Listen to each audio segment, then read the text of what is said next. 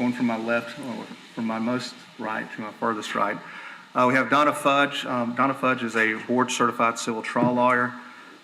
She has developed a nationwide practice specializing in the defense of healthcare providers over the past 20-plus years.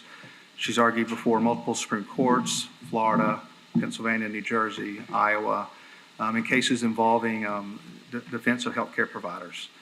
Donna currently serves as the tort counsel for the Florida Healthcare Association. And next we have Michael Williams with the Florida Hospital Association. Michael is the Senior Vice President of Federal Affairs and the General Counsel of FHA.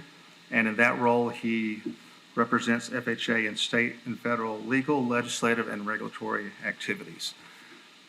So, Michael and Donna, kicking everything off, why are we here today? Donna, would you like to kind of set the stage for what we're looking at in the realm of long-term care facilities, nursing homes, and ALFs? Absolutely. Good morning, everyone. I believe that our state needs to create equality in how we handle the dollars that are recoverable for medical negligence that happens in our state. Under our current system, the Florida wrongful death statute, if medical negligence occurs and the patient that has the medical negligence happen to them goes on to die, if that patient has left behind a child aged 0 to 24, in our state, that child is allowed to recover for the child's own pain and suffering for the loss of their parent, and that child is also able to recover for that loss of companionship of not having their parent. And then that makes sense if you think about it, because in those years, they're adolescents or they're teens or they're in their early 20s. And they're in that stage of their life where we all really need the guidance of our parents. And we need that support from the parent. Under our current wrongful death statute, if that same patient who has medical negligence occur to them, let's say in a hospital operating room, passes, and at the time that the patient dies, their child is of a mature age already.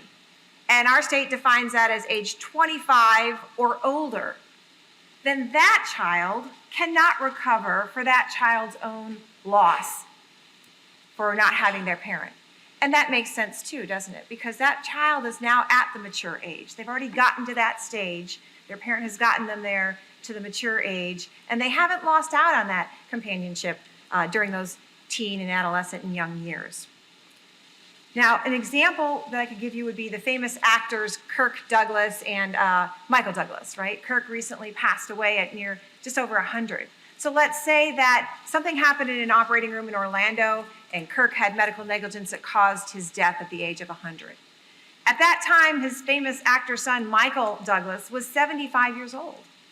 So under our law, the estate of Kirk Douglas could recover for Kirk's pain and suffering from the moment of the negligence to Kirk's death.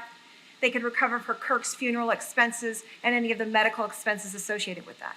But under our state's law, Michael Douglas at age 75, who's a very mature man and a senior citizen himself, he can't recover from Michael's own loss. So that's the example. Here's the problem. That law does not apply to nursing homes and assisted living facilities. So in our state, we have an inequality. We have a system where the building in which the medical negligence occurred matters. If the medical negligence occurs over here at a doctor's office or a hospital or a surgery center, adult children don't recover. But if it happens to occur in a building labeled a nursing home or an ALF, adult children can recover.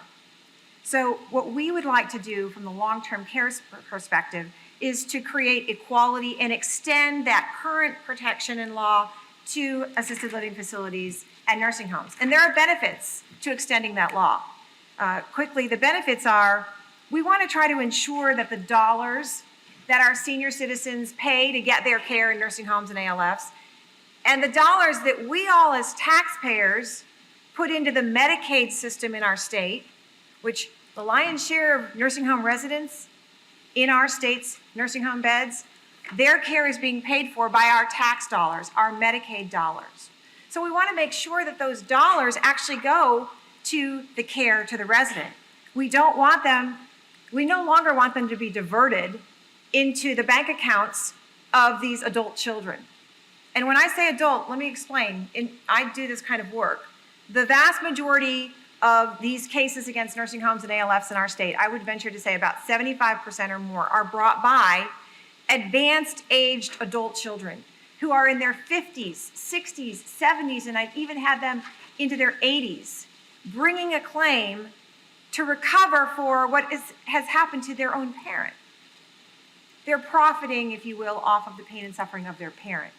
Our law sees nothing wrong with the estate of the parent recovering for the parent's loss, but it's become a litigation lotto for these advanced age adults that are driving this litigation when they themselves are already senior citizens, and quite frankly, most of them are already of their grandparents themselves. The other benefit too is that our taxpayer dollars that are going into the system to support our seniors in our facilities in this state, we want to try to keep those dollars in the piggy bank, if you will, of all the dollars that are needed to provide care to our seniors. And right now we have a crack in that piggy bank. And a lot of the money is sliding out of that crack and going to these advanced aged children. We'd like to see the dollars stay in the system to promote better wages for our healthcare heroes, our caregivers, our nurses, and our aides. And we need to sound the alarm, folks, because a lot of these nurses and these aides are leaving this industry because these adult children are bringing claims with such frequency, and it's resulting in our caregivers being second-guessed, quite frankly, with the unjust benefit of hindsight is 2020. These caregivers are feeling unsupported and demoralized by these lawsuits. This sue to settle scheme that our state has tolerated for far too long needs to come to an end, because there's going to come a day where we're going to lose so many of this workforce that we no longer can sustain our long-term care industry in the state.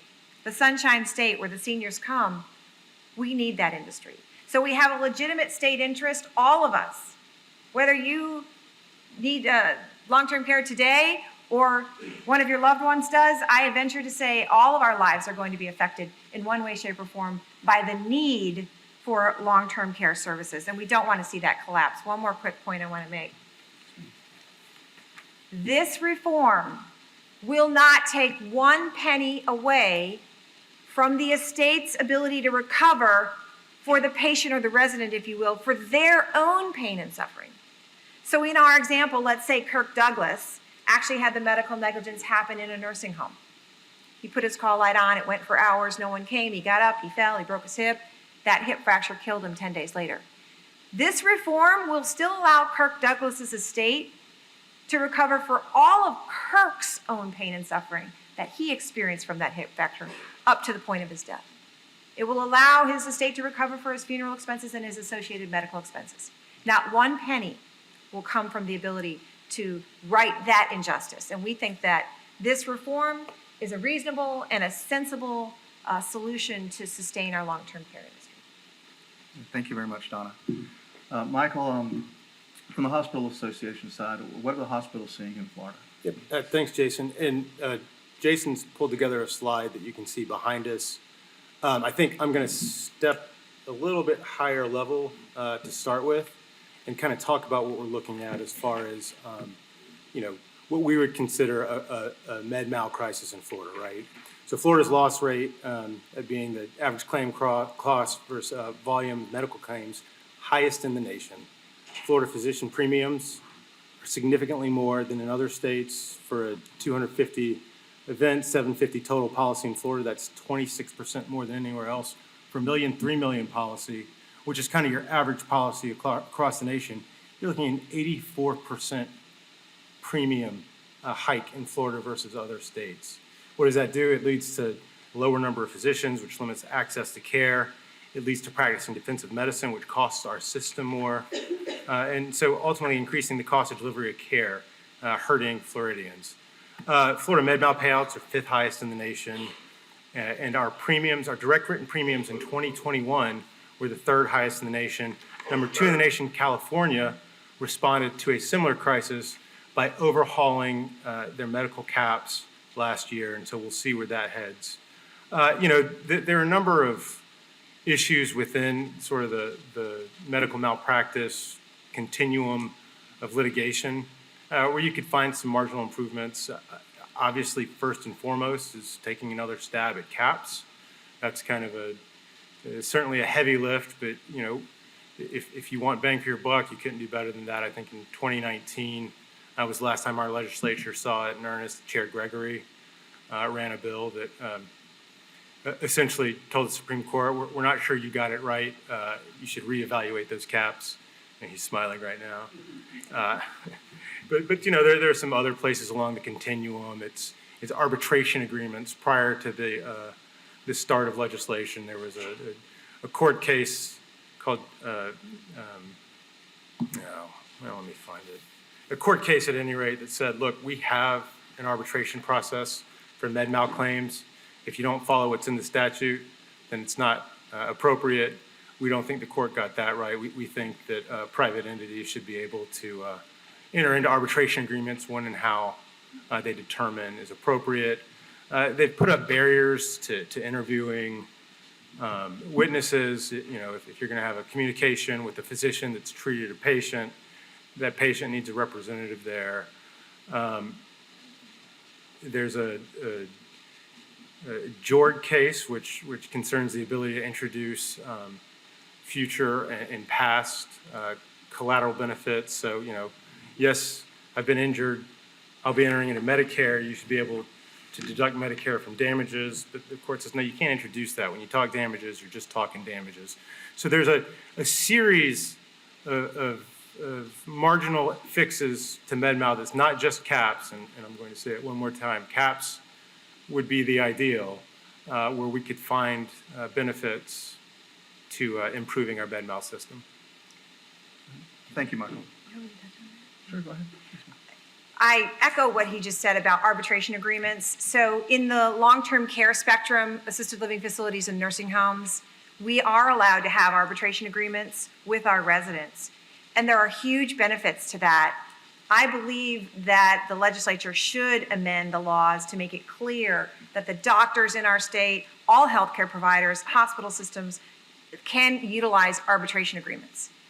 The benefits are, from a taxpayer perspective, you're basically taking a case that would otherwise be in our court system, which all of us as taxpayers have to fund, and you're moving it out of that and you're moving it into a private forum called arbitration, where the parties can select usually a panel of 3 arbitrators to hear the case. And the benefit of that is that each party gets to pick one, so you really have a say in who's going to decide the fate of your case. And you also can select arbitrators who are already knowledgeable about the law and about the standards of care in healthcare.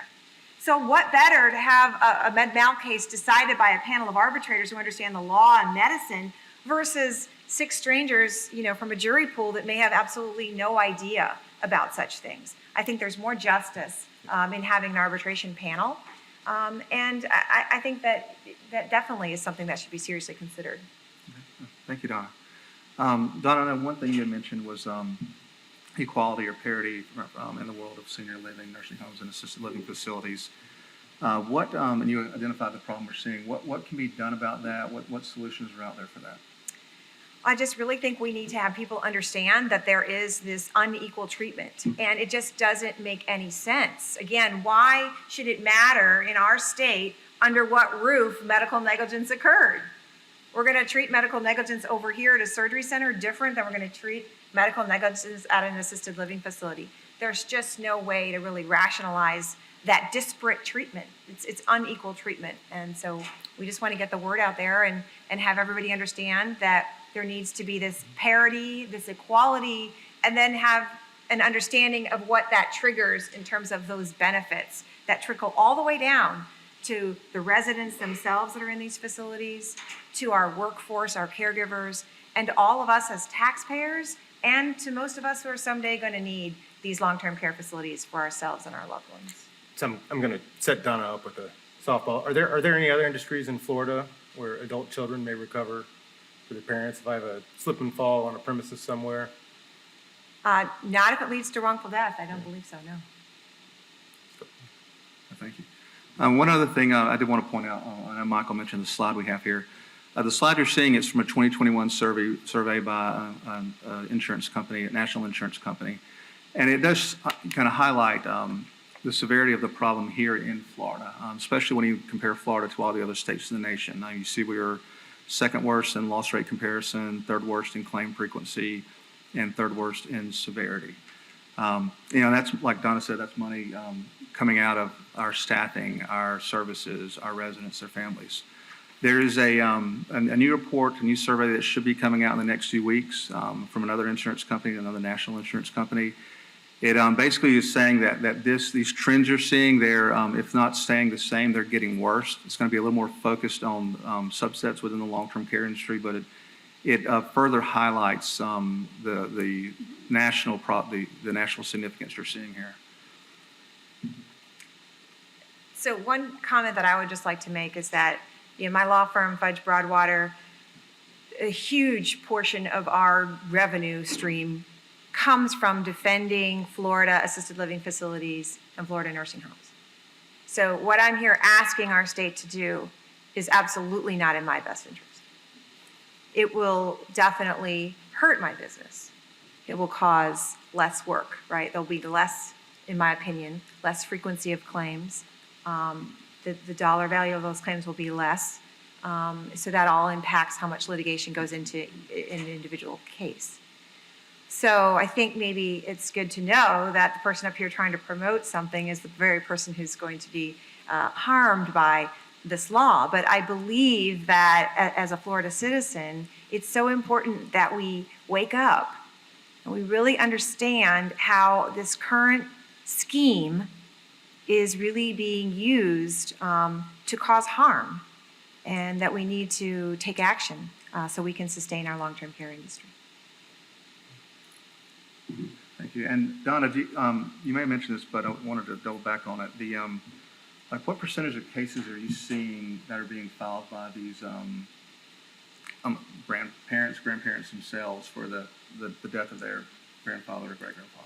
I would estimate that approximately 75% of all of the new claims that come into my law firm against a nursing home or an assisted living facility in the state of Florida are being brought by the advanced aged adult child. I even have to put air quotes around child. Doesn't that seem a little bit odd to call a 70-year-old a child? But these 70-year-olds are bringing these claims because, say, their 92-year-old parent fell and broke a hip and then died shortly thereafter. So it's not a small number. It is the substantial majority of the cases are being driven by these advanced age senior citizen, quote unquote, children. So I kind of want to go back to two things I mentioned earlier. The first is this California statute. So to put things in perspective, California set their caps, and I'm not going to recite numbers here because I don't have them in front of me, but somewhat on par with what we looked at in 2003, which was eventually struck down by the courts. At a recent meeting with a group of other state hospital association lawyers and GR folks, one of the sentiments from most of the folks in the room was we have to guard against raising our caps to where California just put theirs. Now, I've also had meetings locally with various medical attorneys, et cetera, and when we talk about caps, we look at California's new caps as a bright, shining light. And so that's how far behind we are, right?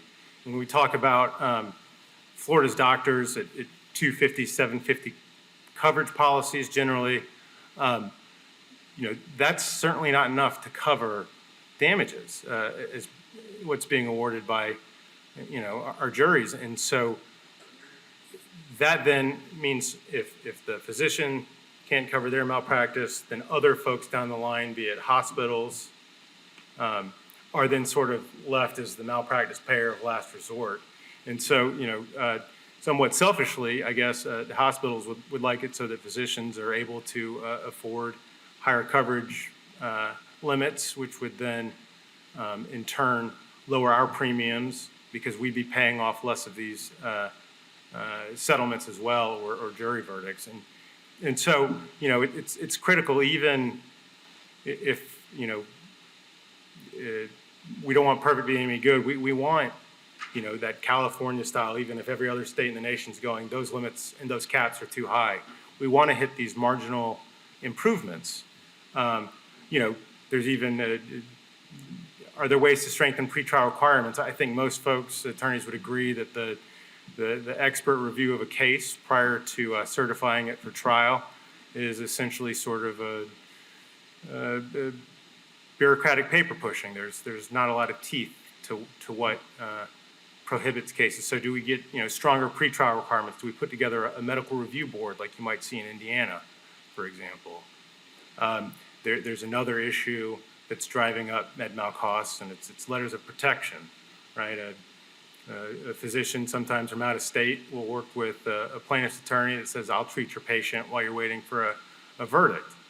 And you're going to guarantee payments. That drives up damages because that treatment was exponentially higher than what you would have paid a normal physician. And it's all sort of gotten down to the science where the physician takes the letter of protection case because they know the verdict's coming, and it becomes a cycle that just continually raises our med mal payouts and therefore our premiums. That's a good point, Michael. All of us, just not healthcare, all the businesses out here, everyone who's interested in this, we're all suffering from workforce shortages. We all know that, Florida is one of the worst states in the nation for nuclear verdicts. I was seeing a statistic the other day that 40% of verdicts in Florida include punitive damages, an element component of that, and compared to 26% nationally. But we wanted to take a few minutes today to speak to our peers out there in the world, speak to the legislature. We all know sessions coming up, and just highlight some of the problems we're seeing in our long-term and health system, and just let everyone understand what's going on here and what does need to be done. Because I think, like Donna said, and one day, all of our parents, us, our children are going to be residents and staying in these long-term care services. So we have about 5 minutes left. I didn't know if there's any Q&A, but if not, I was going to give both Donna and Michael a minute or two to kind of close and summarize the message they wanted to leave everyone with today.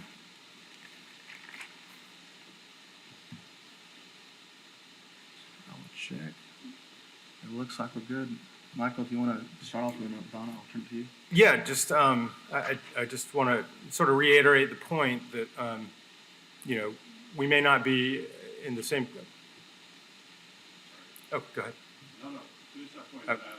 Yeah, we may not be in what looked like the all-out crisis that led to the 2003 CAPS bill, but we are slowly getting back that way. It's just sort of an incremental increase of premiums every year to get us to where we are unaffordable to attract talented physicians and care. And so, it's critical we figure out ways to make improvements to our medical malpractice system.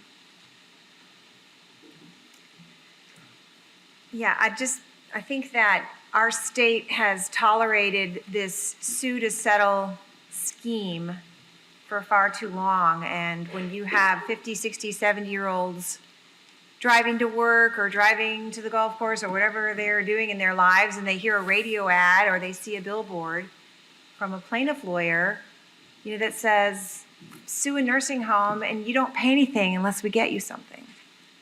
I mean, how easy is that? And that is so easy that it is driving up the frequency of these claims against the long-term care providers. And those claims are demoralizing our healthcare workers. And it is a huge drain on them emotionally, and it's obviously a huge drain financially for the providers and for all of us as taxpayers. And I believe that it's kind of time for us to say, maybe this sue to settle kind of scheme where we are allowing these adult children to recover all this money is not the right system. We need to be fair and have parity, and the nursing homes and the ALFs need to be treated just like any other provider in our state that, God forbid, commits medical negligence that results in the death. So we're really just asking for equal treatment. We don't think that's asking too much. We're asking for laws that already have existed on the books in our state for years and years and years to simply be applied equally and fairly to us as well. Is there a question? Yes, sir. Curious if you can provide, either the number of states or the states that, if there are any, that already prohibit lawsuits by adult children in, these types of care facilities. Offline, not by. Yeah, very good question. And I don't know that I could cite you to any without double checking and doing the research on that. I don't believe Florida by any chance is the only state that has a cutoff. At a certain point, you're not a child anymore, you are an adult. And the law's not going to allow you to recover for your mother and father's passing. I mean, at some point, we're all going to lose our parents. That is what occurs, and then the law kind of takes that into consideration. So I don't know if there are some states that cut it off at 18, maybe some at 21. Florida's chosen 25, but I'll make a note and look that up. And if you want to reach out to me afterward, I'll see what I can find for you.